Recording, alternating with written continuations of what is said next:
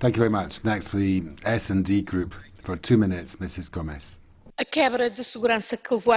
The security breach has shown that this leak of information about terrorist investigation should not be minimised, and it shouldn't just be seen as an isolated case. You must bear in mind that there's been a security breach. Okay, it was a human error, but the investigations have been tainted and been compromised. We need to have controls in Europol so there isn't this sort of negligence by a civil servant can lead to information about investigations getting onto the web.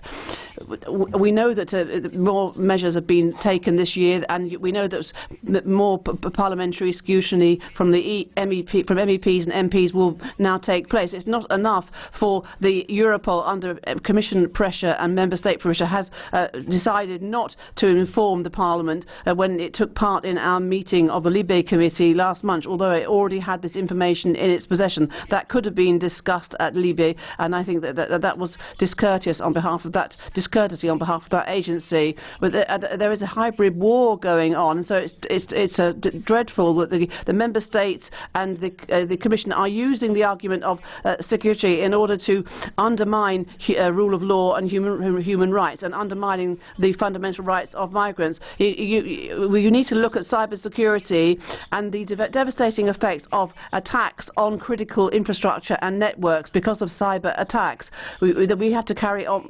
Europol has to be able to protect itself when it's attacked, as it was a few days ago. We need to guarantee that all the Member States and all the European institutions and agencies are cooperating, and they need to equip themselves with necessary security and defence tools, which means financial investment, it means technological resources and personnel resources, including more human intelligence. And we've had some very frightening reports from other parts of the world. Russian interference which has taken place in order to influence and even turn on their heads the results of the elections in the United States. And even here,